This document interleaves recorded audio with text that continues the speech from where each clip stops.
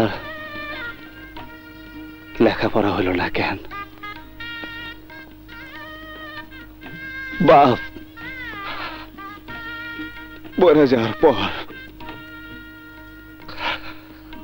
মা সেলাই মেশিন দিয়া সারা রাত কাপড় সেলাইতো। আমি মার পাশে বসে থাকতাম, পরে সেই কাপড় নিয়ে আমি দোকানে দোকানে দিয়ে আইতাম। সাকির আর রোজি এই এতটুক ছিল।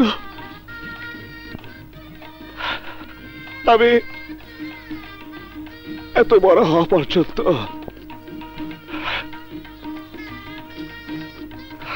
মা আমার করে করে নিয়ে শুয়ে থাকতো। সে